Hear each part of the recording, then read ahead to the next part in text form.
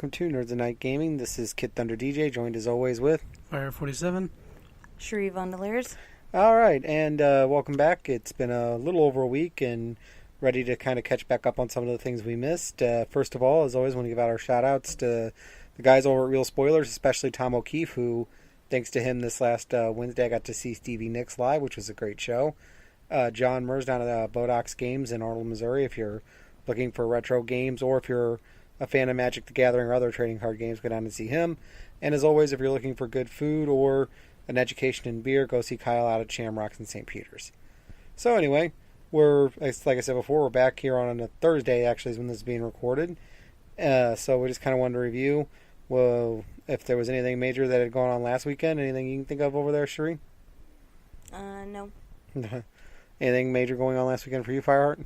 Nope. Well, besides the Point Fest, that was a lot of fun. Yeah, we had we had a couple of concerts last weekend. Right. We had the Ink Bot Party up in Troy, Missouri, and then we had Wayback Point Fest down here, which is, for those who listen outside the area, was put on by The Point, which is an alternative rock station here. They got basically a bunch of alternative bands that were popular in the 90s and early 2000s to do a show. Full of old music. Right. Offspring and Sublime with Rome headline, so it was a pretty good show. Offspring killed it. Yeah, Offspring was great. We didn't even stay for Sublime with Rome just because I've never really cared for Rome singing, so... And, the other highlight of Point Fest was a little discovery we made. Yes, the venue had soft serve infused with Jack Daniels, so that was an experience. And it was the cheapest hard liquor drink there, too, so... Right, like, it definitely killed two birds with one stone for a good cheap price. Right. Like $9 for a pretty good size, good yeah. ice cream treat. Like about the size of a small Dairy Queen sundae, so that's pretty good for probably about 2 shots worth of Jack Daniels booze in it. So yeah, we had 2 each.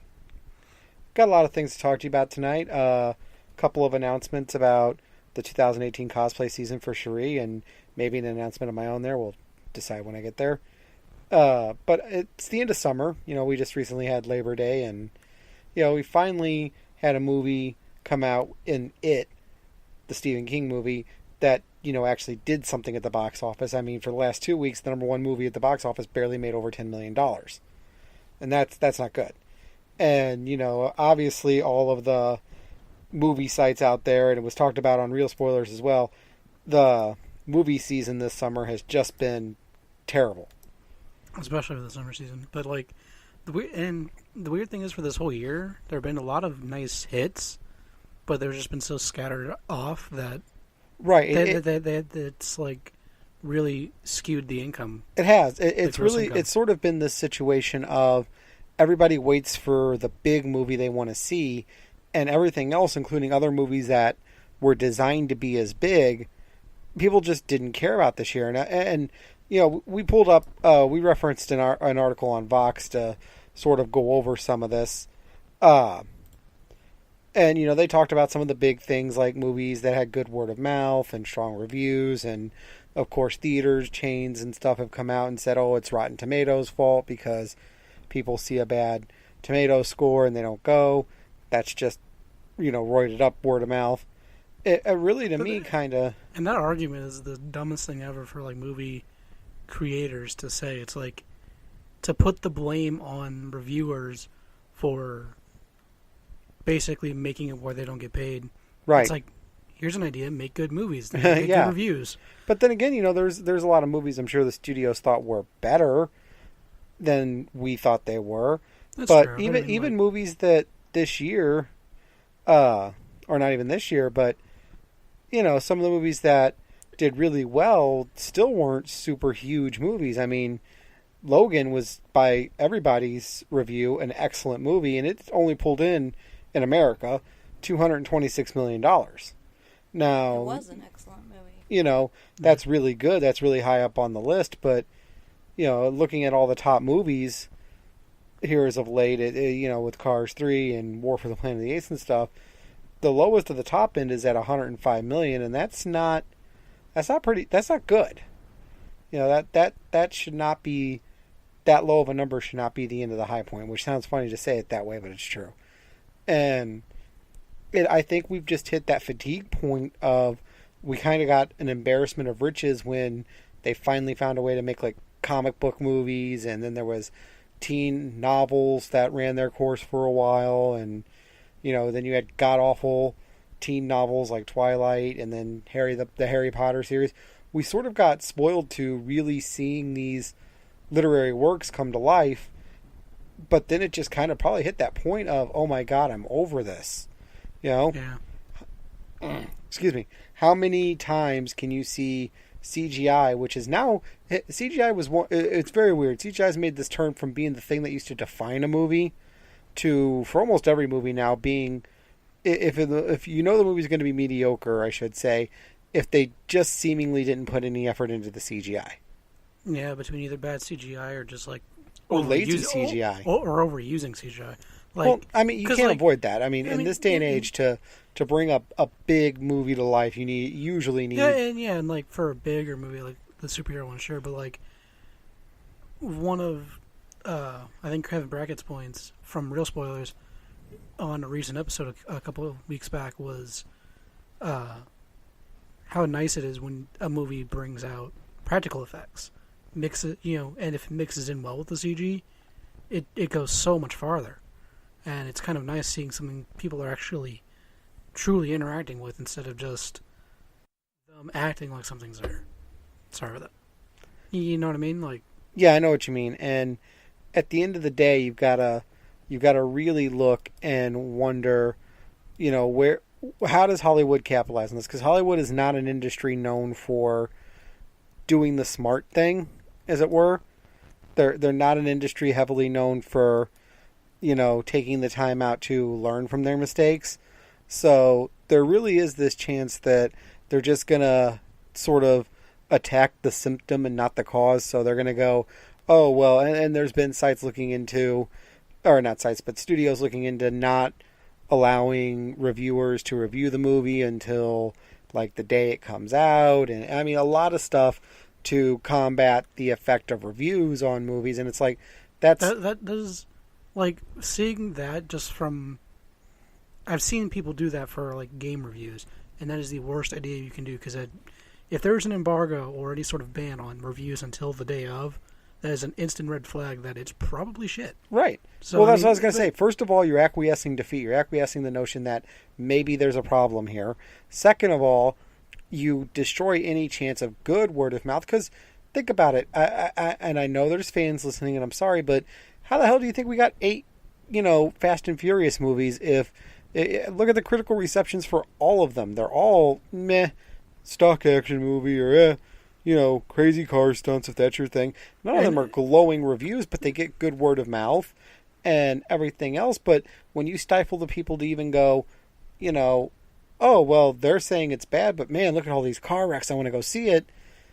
You lose. You're shooting yourself in the foot. You're cutting off your hand to save a finger, and it's like, That's a really good analogy. It's like, okay, well, that did nothing in the end.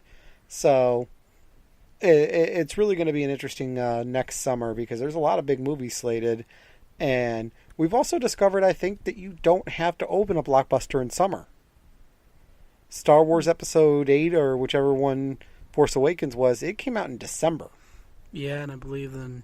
I think the next one's scheduled to come out in December. Yeah, now that J.J. Abrams took over for, I believe, 9, that's being slated for 2019 December season. So yeah, I mean, like, the summer blockbuster thing, I think, is kind of antiquated at this point.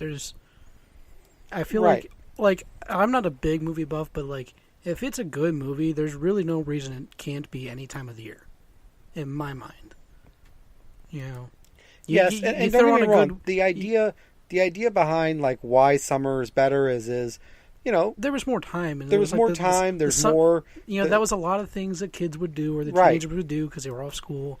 They'd go to the movies for a while and they had free time. But like nowadays, there's so many for one varying ages for movie fans. They're not all just kids, and still weekends are a thing. Right, weekends are still a thing. Plus, in the modern cinematic going thing, people are just more decisive about things they want to do. They're going to go see a movie they want to see, and it doesn't really matter the time of year, because in a lot of ways, when you have safer vehicles that can get through extreme weather or whatnot, and there's less impotence on things like holidays, because that was part of the reason why November through December was such a weird time to put out any movies other than counter programming for those who weren't Christian. You know, I hate to sound old timey, but there was this whole, well, Christmas just doesn't mean what it used to mean. That holiday season, you know, you used to go to family members' houses, you know, every day leading up to Christmas, maybe, you know, for a good solid 2-3 week period. So why would you want to put a movie out on December 19th with Christmas a week away? Yeah. Now that's a Christmas tradition. We're going to go to the movies. Right. We're going to see what's out. And there's just the studios that are going to survive this, and the studios that are going to make money doing this are going to be the ones who go, maybe it's time to let go of the concept of a summer blockbuster. And we'll see what happens from there. Do you have any thoughts over there, Cherie? I was about to say adaptability. Now, mostly what you guys have already said. I did find it interesting looking at the article that that on the high end, the highest end of the list was the number one was on that, at least on that particular list, wasn't actually one of the summer, true summer action or superhero movies. It was the live action Beauty and the Beast. Yeah, but that's not as interesting as it seems, and I'm not trying to put it down. Actually, it's a compliment. That is such an ingrained property. You know, it's Disney's Beauty and the Beast. It's live action. That one, you know, it needed to be good for any of the other ones to have a chance. But coming off of Jungle Book being so good for what it was and everything else, it was that one was a pretty safe bet. I think some of the surprising ones for their position are movies like the Lego Batman movie. With as much attention as the Lego movie got, it did well, but it's still kind of down there. Boss Baby, which was atrocious, somehow managed to make money.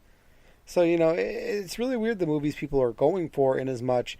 And some of these ones that are on this list you wouldn't think should be on this list are all ones that got there through going back to the original argument, good word of mouth. Split was not pegged to be a $100 million movie. It wasn't. Yeah. It was almost sort of like all right, M. Night, here's your last chance to do something. We're going to let you play to all your strengths, but we're going to keep you reined in. And as long as we double our money, we're happy. And then, boom, it hits one out of the park. Same for Baby Driver. Honestly, the one that surprises me looking at the list for how high it is, especially for it, would probably be Despicable Me 3.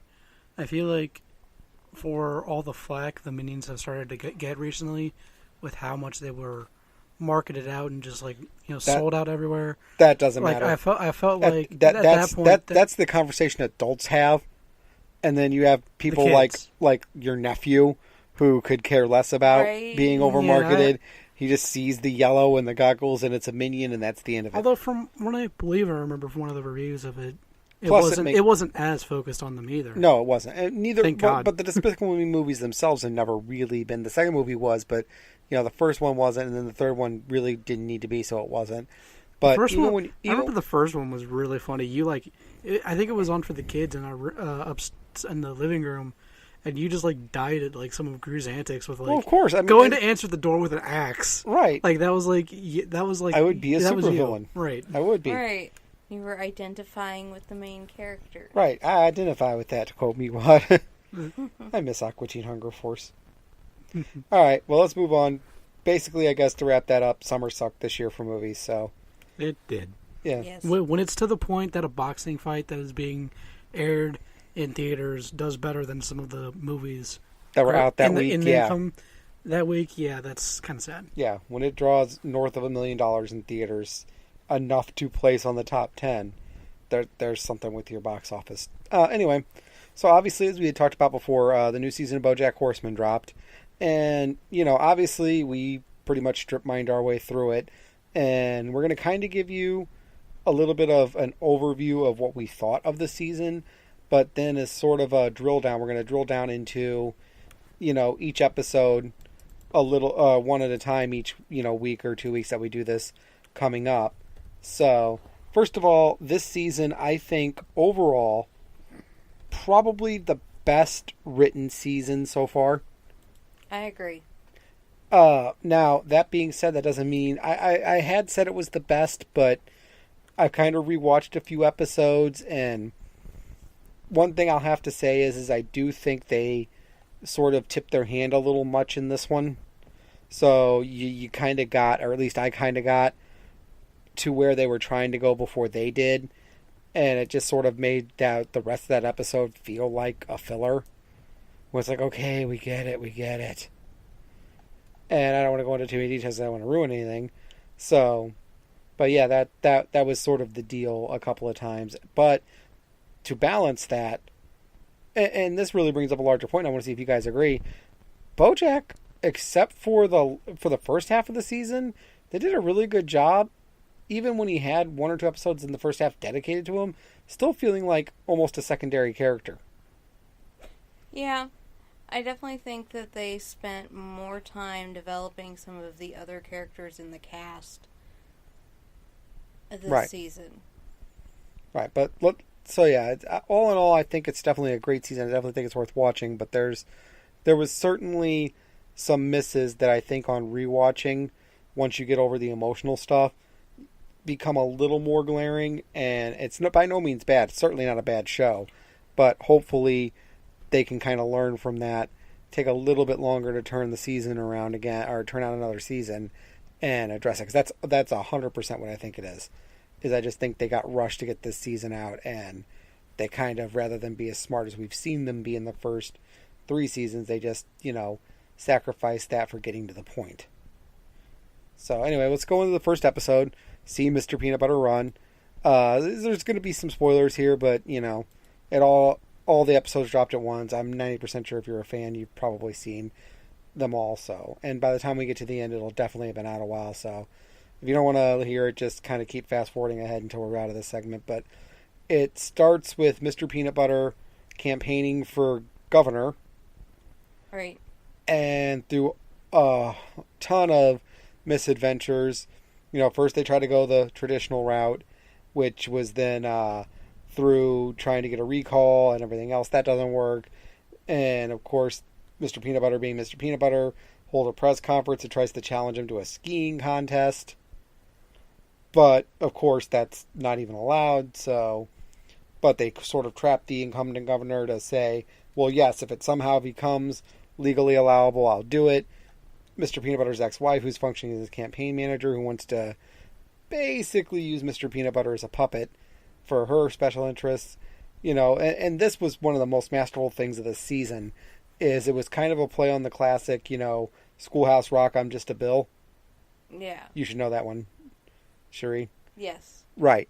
It was kind of a play on that, in that they show what starts out as an amendment to the state's constitution, and they show in a very cartoony way Katrina going to all of these different state representatives to get their support, and they all want crazy things for doing it, and the amendment just gets longer and longer. Like, one of the jokes that they do a callback to later is one of the representatives like, I want to be able to drive to Florida, Hawaii, can we get that into the bill?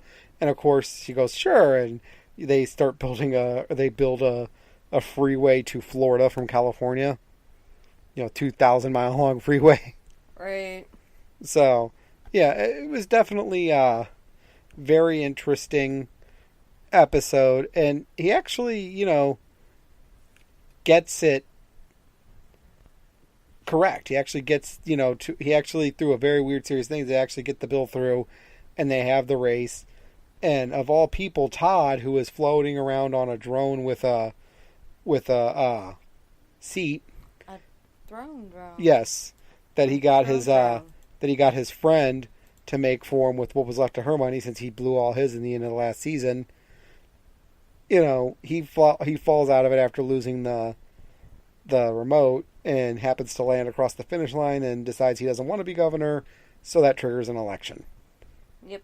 That was the whole big deal. And some of the other very interesting things is Ralph and Princess Caroline beginning to talk about having a family, because you find out she had a miscarriage. And I mean, I'm going to say now, without giving too much away, they really kind of put Princess Caroline through the ringer this season. They did. And honestly, I know you don't like her as much, or no way, you like Princess Caroline, I'm sorry. I do. But yeah, I wound up, I will say this is a spoiler for the whole season, I wound up liking Princess Caroline a lot more and sort of hating Diane a lot more. Yeah, it's interesting to just, as a general statement, to be able to see the way the things the two characters go through and the way that they react to them and how it makes you feel about those given characters. Right, and that's just some of the better writing of this show. So what did you think of the first season episode, Shree? I liked the first episode. I was a little unsure where they were going with the drone throne until the ski race, and then it was like, oh, something's going to happen here. Right. But and I did like the throwback to the Schoolhouse Rock, right, and the very corrupted, in a way more realistic way of how a bill becomes a law. Right, or in this case, an amendment. And can we go back to the drone throne for a minute? I love what they've done in an era where, as much as I hate to say it, being a supporter of this community, being gay in television has just sort of become the vanity thing to have on your show. Oh, look, we have a gay character, and I know you're going to hate me for this, but Grey's Anatomy was the first to really do that as an end run, and it worked. I don't hate you for it, but you are correct that it has become, in some ways, it's almost like you're in trouble if you don't. Well, yeah, I was gonna compare it to an era when you had to have a black neighbor or Hispanic, and then in our era, I was gonna say, instead of the token black, excuse me, instead of the token black character, it's the token gay character, right? Or and a few years ago, the minority character became the token LGBT. And speaking on your mention of, you're almost in trouble if you don't, there's like a very toxic side to the Ruby fandom that is incredibly bitter if there's any sort of interaction between some of the characters that may hint that they either are just friends or basically they're misconstruing anything that could just be friendship as signs that they could be LGBT. Primarily Blake and Yang, right? Character or toxic shippers in that community, in the Ruby community, are desperate for them to be a thing. But yeah, and I'm not necessarily opposed to it, but their toxicity really makes me almost opposed. I get it. It's just you almost don't deserve it for the amount of shit you put the rest of this fandom through. Yeah, but even some of the creators of the show, I'm not kidding when I say that some of the shippers more or less dog-rolled on the voice actors for Blake for kind of just voicing her opinion on one of the songs on Twitter. And it was yeah, I get you.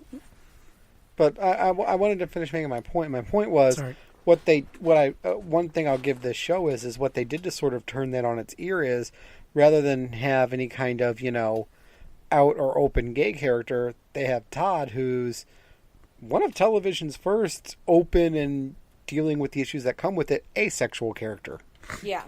Excuse me. He had the Aces meeting or the Asexual Club meeting, and he's trying to figure out what it means. He's astounded, and later on he gets astounded by the fact that they can date and marry because he wasn't sure how that worked, and a very interesting development with that character. So, and that'll play on. So we definitely know we're off to the races with this, so to speak, literally. And this was obviously an episode that didn't feature BoJack. Although, they have another thing that'll come up later is the episode opens with Diane leaving one of what you find out is almost, hundreds of voicemail messages for BoJack. So next week we'll talk about the second episode, the old Sugarman place. But overall, good, strong start. It really set up where we were going with the season, and they let a lot of the longer form storylines simmer. They didn't just throw everything at the wall off the bat, and definitely was a good opener. Yes. Anyway, speaking of good television, Rick and Morty, obviously usually we record on Sunday, so last Sunday we didn't get to watch up front the episode. So Brandon, why don't you go ahead and give us a quick recap on it? I mean, we all know what happened, or at least should know what happened, but this was a crazy episode. It starts off with them just setting up for an adventure to Atlantis, apparently. Yeah. Rick and Morty, C-137. Yeah. And as soon as they go through the portal, it diverts attention to the Citadel in Reconstruction since the first episode of the season when Rick destroyed it after like teleporting it into the Federation. Yeah, he stronghold. teleported. Yes, he teleported the Federation ship into the Citadel of Rick's. And then took advantage of the chaos to destroy the currency. Yeah, like just that alone. Like before we even get to the episode, that was just incredible. But so we basically go through all these different viewpoints from the Citadel in these just like wacky side stories, some kind of playing off of old TV or old movies. Like there's a couple ones that follow, I can't remember the movie it's based off of, but like 4 Mortys at a school and they go out and like are on this own little adventure. Is that ringing any bells for you, Dustin? Have you seen it? I haven't. I saw it like enough of it to know what happened, but the biggest takeaway of this episode that I think you're taking too long to get to is we had a pretty big return character-wise in this episode. Right. One of the entire big plot points is a presidential election going on for the Citadel now that the Council of Ricks is gone. It's between a bunch of Ricks and a Morty. The Morty, through a series of, shit, eventually wins the election, and he later kills a lot of the Ricks that are in the council room. And it's revealed to be that's evil Morty. Right, it's revealed that it's evil Morty as we see the bodies of the Ricks and the Mortys that he killed, or had killed, thrown out an airlock, and we see a dossier folder fly over of the evil Morty with his eye patch. Nice. So it is, obviously bad news for our Rick and Morty. And, yeah, it'll definitely serve to freshen up the mechanic of the sort of overreaching villain that the Council of Ricks represented for Rick before.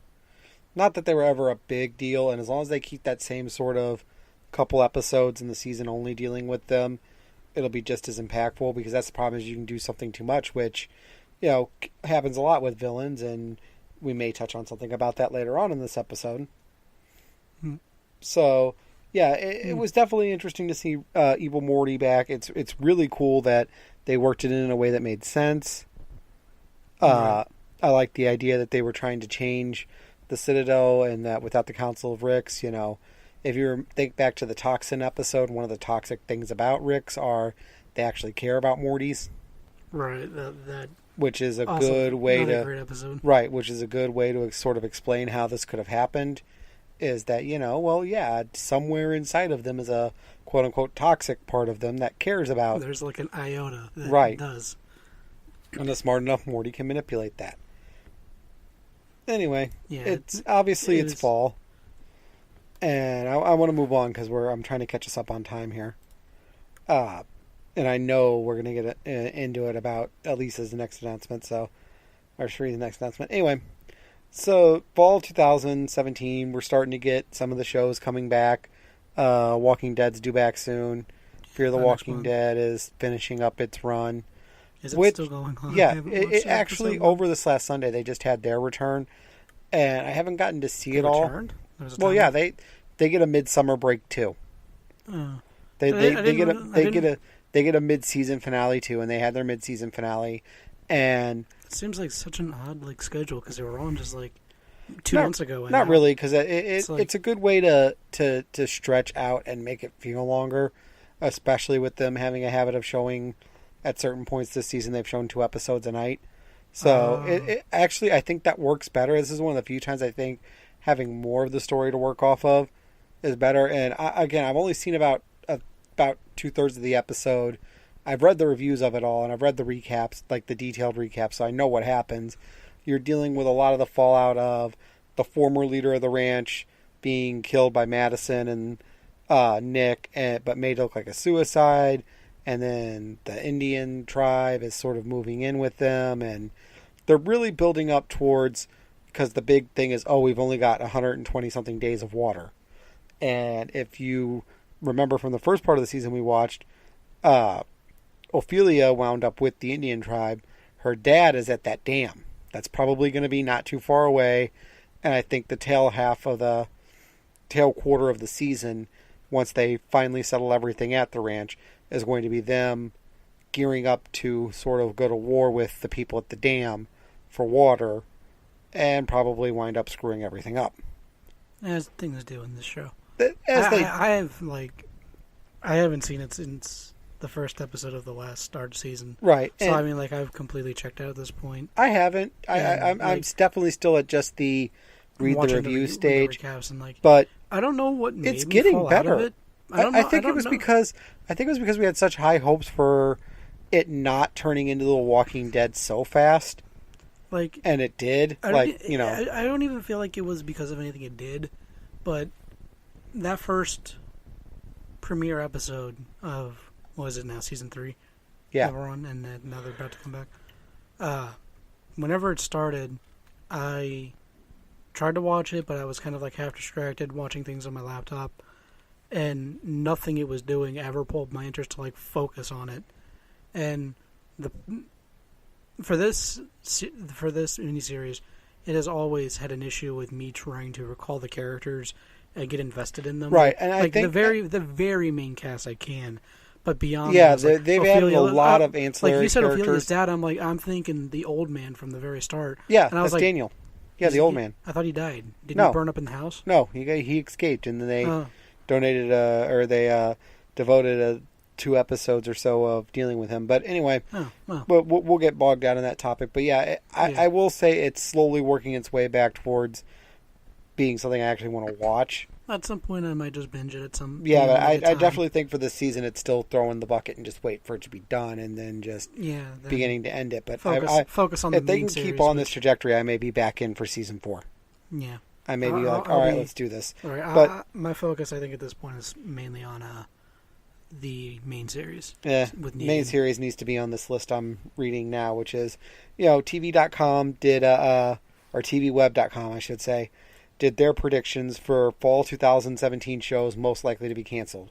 Now, this is just dealing with the new shows that are coming out, and they do this every year where shows they don't think are going to make it. And I'm just going to give you kind of a brief overview and tell you and get your guys' opinion on if I think, that should go, or if I'd given it a shot if I watched, regular network TV. So first one is 9JKL for CBS. It's Mark Feuerstein, I think is how you say his name. Hank from what was it? Royal Pains on USA. Oh. And basically the character is a divorced actor who is moving back home to New York to regroup. And of course he's living in an apartment complex where he's sandwiched between his family. Oh Lord. All the wacky family stuff that's going to ensue because he's living near... Oh, God. Yeah, that was my reaction. I was going to say, this is just, other than Change Up in Jobs, this is Everybody Loves Raymond. This is, every too close to your family comedy. Right. I wouldn't watch it. I would pass. What about you guys? We live it. We don't need to watch it. Right. Yeah, we live with too many of our own family members in this damn house. Yep. Anyway. So, yeah, that one's definitely worth... The Brave, NBC... which is the Anne Heche is the deputy director of the DIA. Heads a team of surveillance operatives. I'm reading its review and it just looks like your standard, unit or I'm trying to think, or The Wire, or other really big, convoluted, almost movie-like shows, and on network TV, they already have a little bit of a difficult road because you have to have a more standard season order, which means you get filler episodes, which drag everything down. And also, it's on NBC, which doesn't have a history of really handling those kind of shows very well. They botched Heroes, they botched a few others like that. So, I think on concept I'd watch this. I'm a big fan of NCIS. I'm a big fan of other shows where it isn't just a standard police procedural. So, and when you get these kind of shows, though, that go out of that scope, you run the risk of, would a team this small really handle this problem? You know what I mean? Mm. Or does it seem like they're sort of making a group of regular Supermen? You know what I mean? Yeah. So, What do you think? Think it should be canceled, or do you think it'd be worth at least a couple of watches?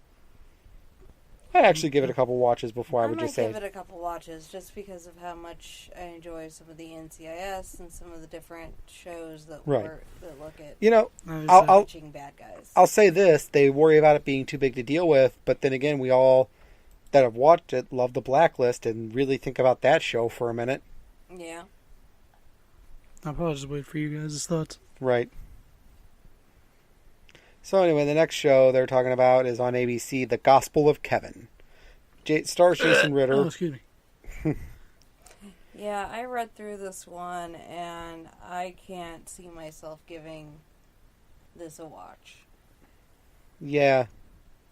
There's a big supernatural thing about saving the world, and this guy's, it's shiftless loser gets charged with saving the world. It's Bruce Almighty. Not really, but it's that idea. So I can't really see that. I think that's that show that's gonna overstay its welcome really fast. So that one's definitely worth being canceled. SEAL Team. It stars David Boreanaz playing SEAL Team Rick. Right, playing a part of a Navy SEALs unit.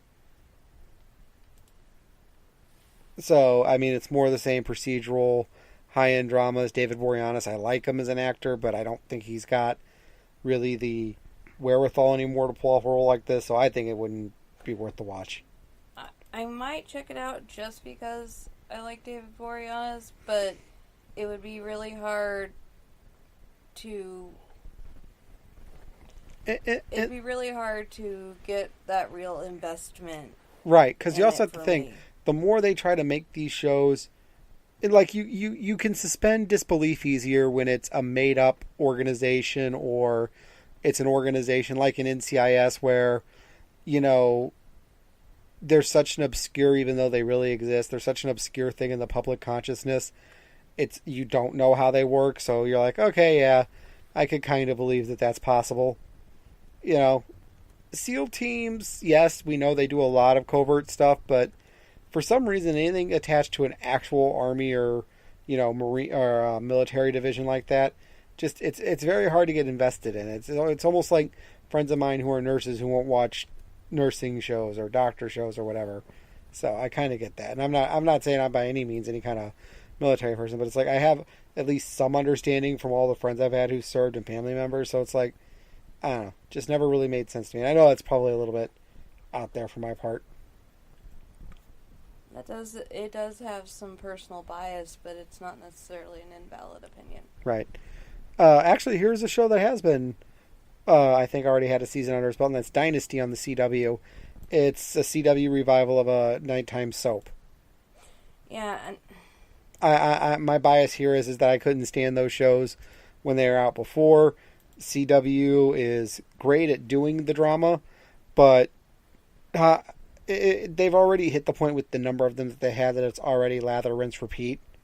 Right. Well, and I'm taking from this article, as I know personally, I really don't care about super rich, wealthy people fighting over their wealth.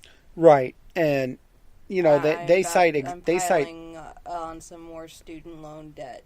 Right. Somebody could give me some wealth.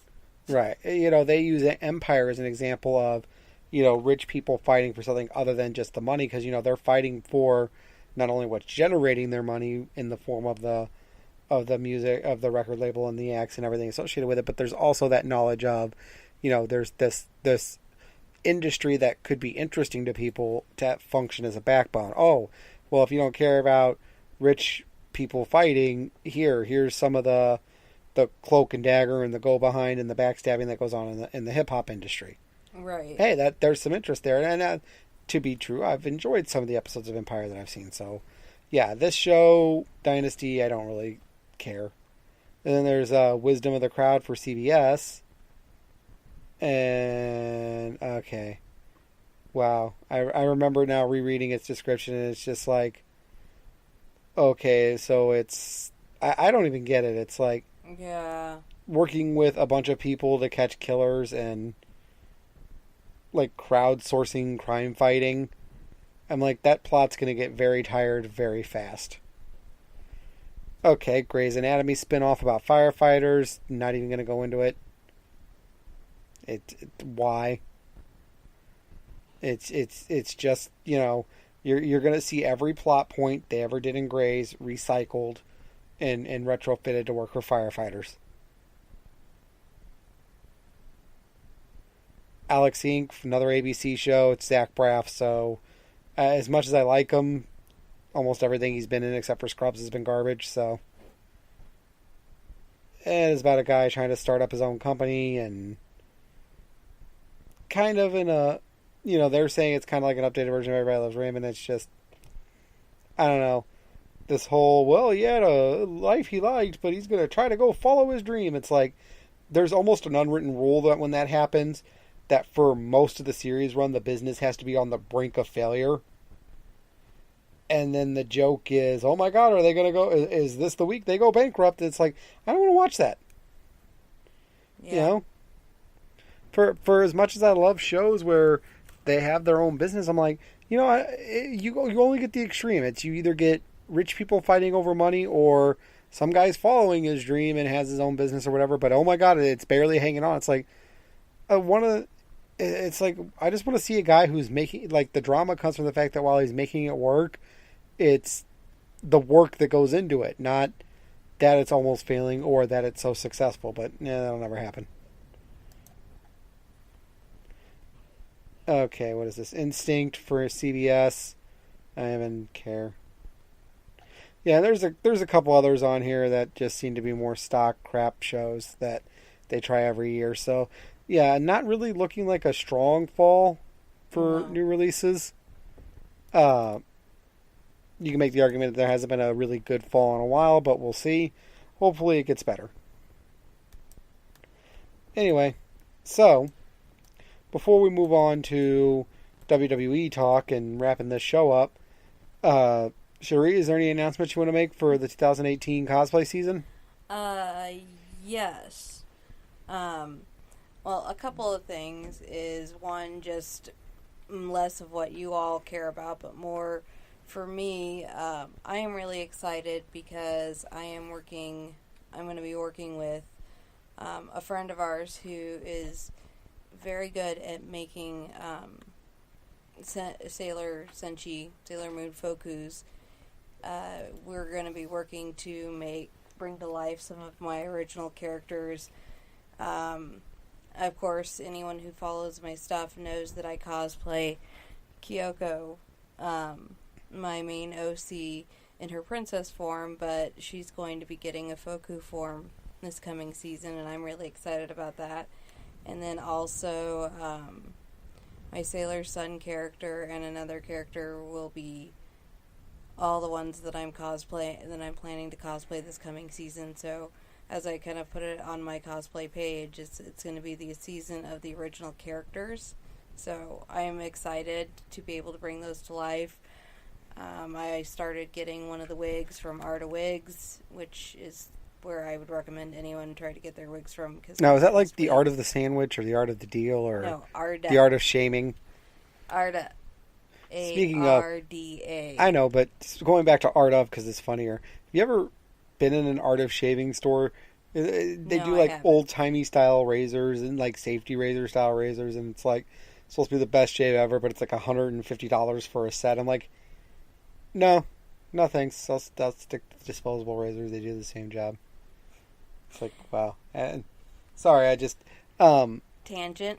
No, just more delaying the inevitable of my own announcement.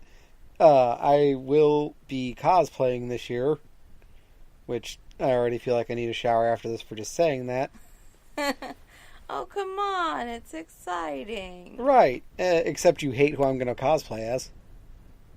I don't hate who you're going to cosplay as. You wanted me to cosplay something more dignified. You tried. No. I wanted you to cosplay something that I still think would be a better fit to your personality. Okay. Rick? Okay. All right, guys. Listen. My cosplay this year is going to be from Side Night and Happiness, the purple shirted eye stabber. So I want anybody who listens to this, wherever you click on the link from or wherever we share it, I want you to comment on Facebook if you think it would be better if I cosplayed as Rick from Rick and Morty or the purple-shirted eye stabber? Rick. Pick Rick. I even bought him a portal gun. Yes, and I will cherish the portal gun and use it for many annoying things. But I think personality-wise, I'm more the purple-shirted eye stabber. He's Rick. He's an evil mastermind. You Just trust me. More Rick in my mind. And See? I feel like if you're going to go through the effort of cosplaying, do a recognizable character. Like not even like joke-wise. Like I know a lot of people are going to know who the purple-shirted eye stabber is. So if you've been on the interwebs, you know that thing in the era of memes and shared comics, then you know who Cyanide and Happiness are. I know Cyanide and Maybe Happiness, not by name, but you know them. I don't specifically remember that character. And well, he's the only one who wears a purple shirt, and he usually shows up at a panel out of nowhere and just starts stabbing people in the eye. So, anyway. So yes, and the reason why I'm cosplaying is our other big announcement from the anime side, which is... We are planning a panel for Anime STL next year, saying, of course, they accept it. We are planning to do a villain panel. Right, and the idea behind this is I wanted to look at a couple of different concepts in being a villain, and I think we're all in agreement here. First of all, what makes a villain effective, but not just motivation and stuff like that, but how a villain is used, and you know the differences in how villains are represented in different media. For example, you know you have a villain like in, let's take Power Rangers, where it's Rita or Zed or whoever, but they hybrid that with the concept of a monster of the week. So you know the main villain just keeps sending all these, you know, sort of sub-boss monsters out that never seem to get the job done. And what does that allow versus where it's direct battles that never get resolved between a main bad guy and the heroes, or versus, you know, one and done heroes. Like Samurai Jack and Aku for the original Samurai Jack. That could fall into that one. Right. Like, or it recently got resolved, but they had many a fight.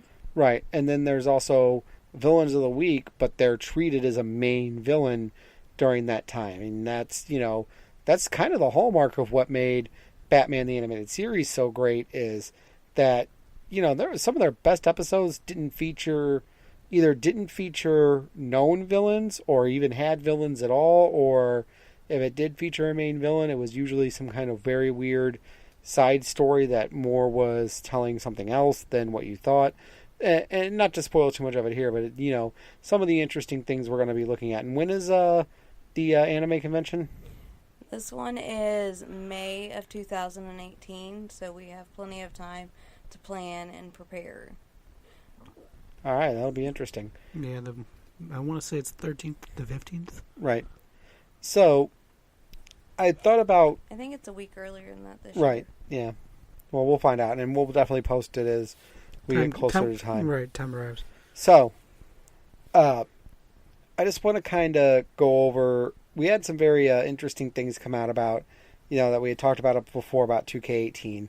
And one of the big things that was supposed to get overhauled again, because they still haven't quite nailed it, and it's hard to nail this sort of thing in a game, was the My Career mode and some of the changes they made. And in the last few years, the fans have taken a very sort of weird stance about how things were booked. We've known, I mean, some of us have always known wrestling was fake, but it was finally, kayfabe sort of officially died when Vince McMahon made the announcement that, you know, wrestling is sports entertainment. So obviously that means, even though this was, you know, right before the biggest boom in wrestling history, the Attitude Era, that anybody who had watched that knew that a champion was picked, since obviously it wasn't a real competition, they were picked by the office. And ever since the Daniel Bryan thing, which was really sort of the big catalyst to this, fans have sort of treated it like it was almost offensive that the guy on top would be someone picked by the office, which is how this has always worked, whether you like it or not.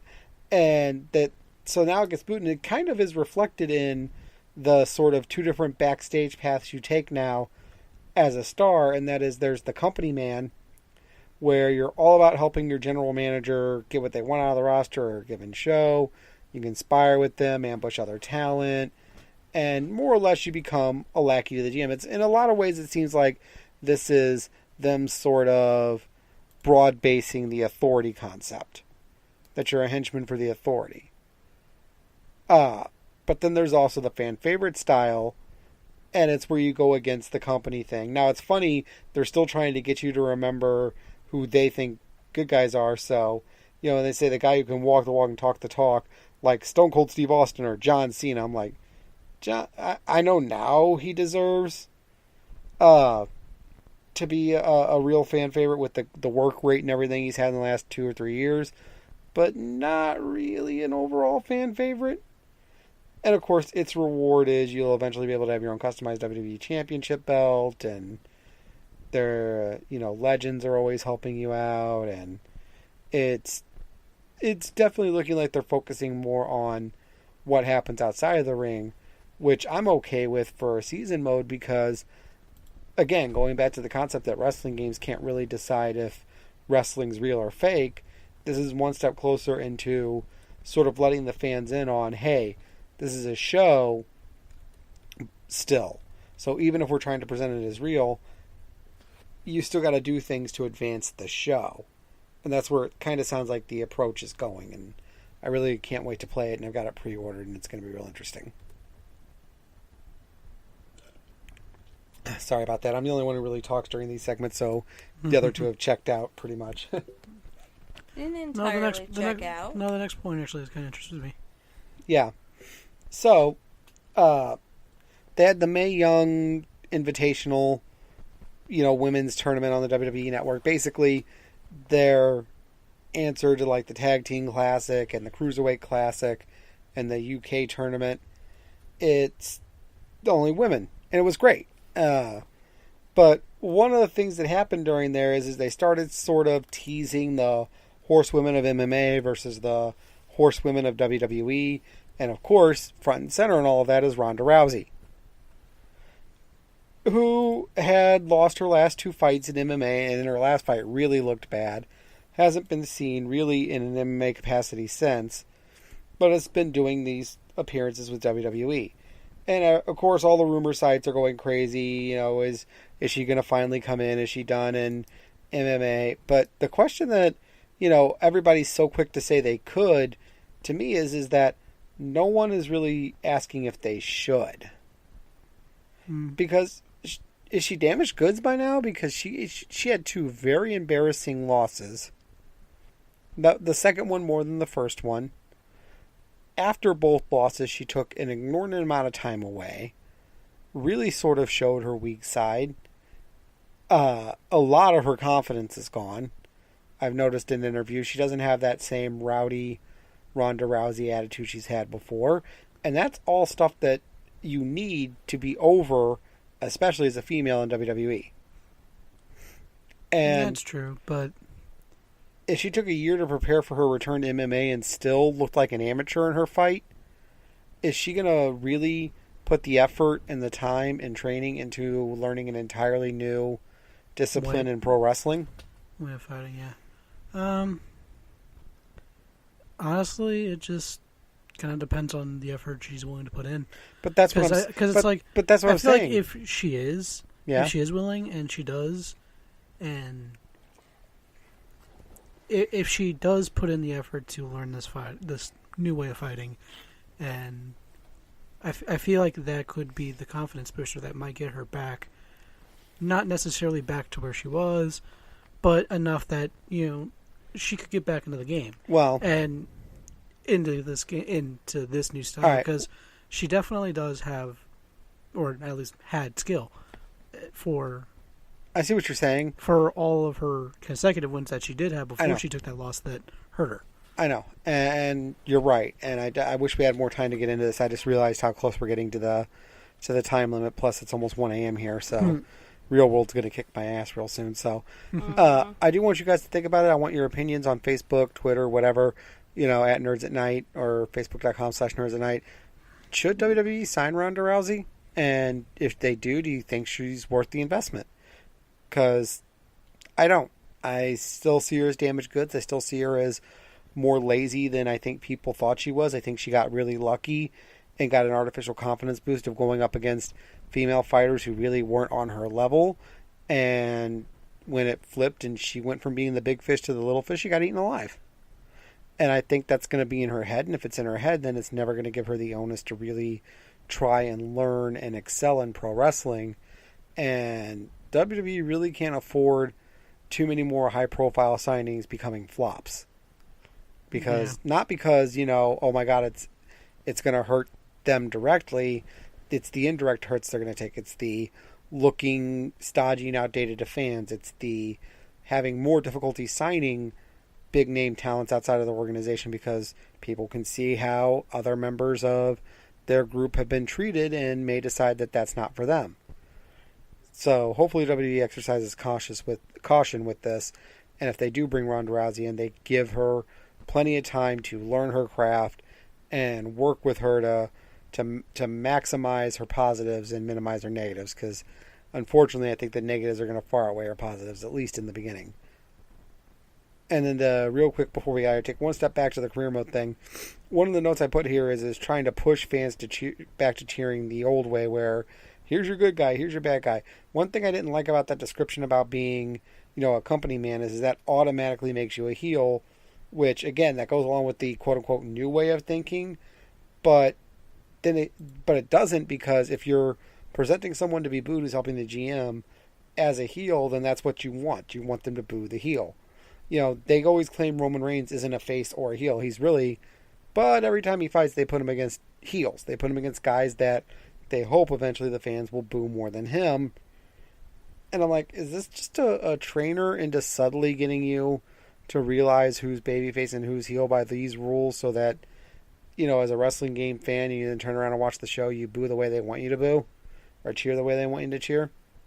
Be kind of cool to see how that plays out in that game. So, like I said, can't wait for October. It's coming up real soon, and I'll finally have it in my hand, and we'll definitely be going pretty in-depth with that.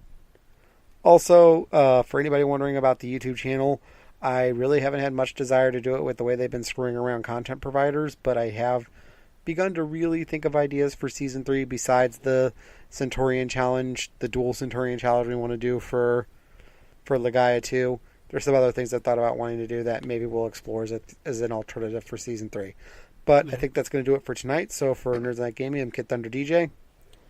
Sheree Vondelairs. Fire 47. Have a good night.